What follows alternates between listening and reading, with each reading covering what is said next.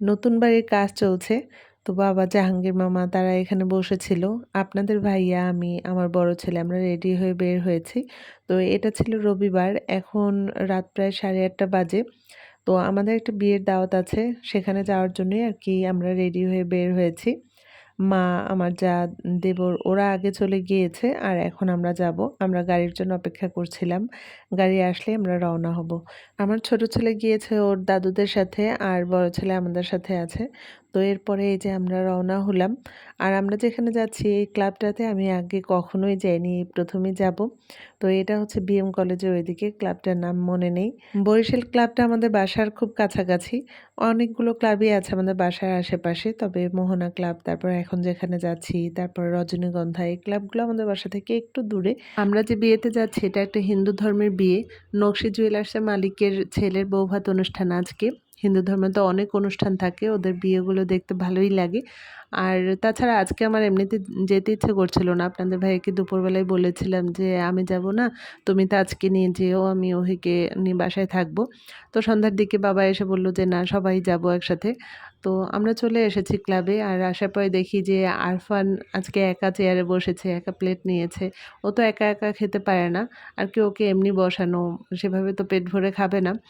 তো এরপরে এই যে আমাদের খাবার দিচ্ছিল এখানে। আমরা সবাই একসঙ্গেই বসেছি। মা, আমি, আফিফা, তারপরে আমার ২ ছেলে, ওর দাদা, আপনাদের ভাইয়া, আমার দেবর, আরফান। আমরা সবাই এক টেবিলেই বসেছি। আর হিন্দু ধর্মের বিয়েতে দেখা যায় যে সবজিটা খুব মজা হয়। আমার কাছে খুব ভালো লাগে। সবজি দিয়ে খাচ্ছিলাম আমি। এর মাঝেই ফিশ ফ্রাই দিল। ফিশ ফ্রাইটাও অনেক মজা ছিল। আর হিন্দু ধর্মে দেখা যায় ফিশ ফ্রাই, সবজি এই ২ টাই ভালো হয়। খাসি মাংসের চাইতেও আমার কাছে ফিশ ফ্রাইটা বেশি ভালো লেগেছে। তো এরপরে রোস্ট, খাসির মাংস ছিল, তারপরে ছিল ঘন ডাল। আর আমি তো বাসায় এখনো ওহিকে ভাত খাওয়াই। এ কারণে আপনাদের ভাইয়ার কাছে আমি অনেক বকাও শুনি। আপনাদের ভাইয়া সবসময় বলে যে, "ওকে ভাত খাওয়াবা না। তুমি ওকে সবসময় খাওয়াও, সেই কারণে ও একা, একা কোথাও গিয়ে খেতে পারে না।" এটা ঠিক। বাসায় আমি সবসময় ওকে খাওয়াই, যার কারণে কোথাও গিয়ে ও খেতে পারে না। যেখানেই যাই দেখা যায় যে ওর পেটে ক্ষুধা থেকেই যায়। আর বাসাতেও আমার কাছে মনে হয় যে ওকে একা দিলে ও পেট ভরে খাবার খায় না। যার কারণে আমি সবসময় ওকে ছোটবেলা থেকেই আমি ওকে খাওয়াই। আর ওকে আমি না খাওয়ালে আমার নিজের কাছেও মনে হয় কি যে আজকে মনে হয় ওর পেটটা খালি আছে, ও পেট ভরে খাবার খায়নি। তো ওরও অভ্যাস হয়ে গেছে। ও আমি কয়েকদিনই ওকে এরকম হাতে দিয়ে দিয়েছি যে, "তুমি একা, একা খাও।" কিন্তু খায় না। যার কারণে আমাকেই খাওয়াতে হয় ওকে।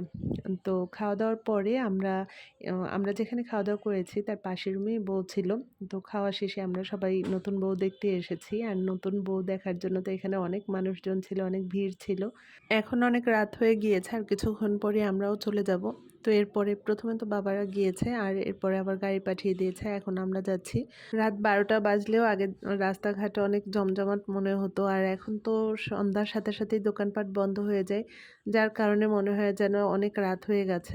তবে এদিকটাতে দেখলাম যে অনেক দোকানপাট এখন খোলা আছে। তবে সদর রোডের ওইদিকে সন্ধ্যার সাথে সাথেই সব দোকানপাট বন্ধ হয়ে যায়। সেখানে মনে হয় যেন রাত ১০টা মানে অনেক রাত। কথা বলতে, বলতে বাসার কাছাকাছি চলে এসেছি। ভিডিওটা আর বড় করব না। আপনাদের কাছ থেকে বিদায় নেওয়ার আগে একটা কথা ছিল। অনেকেই আছেন আমার পেজটা ফলো করেননি কিন্তু আমার ভিডিওগুলো নিয়মিত দেখেন। আপনারা আমার পেজটা ফলো দিয়ে পাশে থাকবেন। আবার অনেকেই আছেন ইউটিউব চ্যানেল থেকে নিয়মিত আমার ভিডিওগুলো দেখেন কিন্তু চ্যানেলটা সাবস্ক্রাইব করতে হয়তো ভুলে গেছেন। আপনারা আমার চ্যানেলটা সাবস্ক্রাইব করে পাশে থাকবেন। আজকে তাহলে এখানেই রাখছি। আবার কথা হবে অন্য কোনো ব্লগে। সে পর্যন্ত আপনারা সবাই ভালো থাকবেন। খোদা হাফেজ।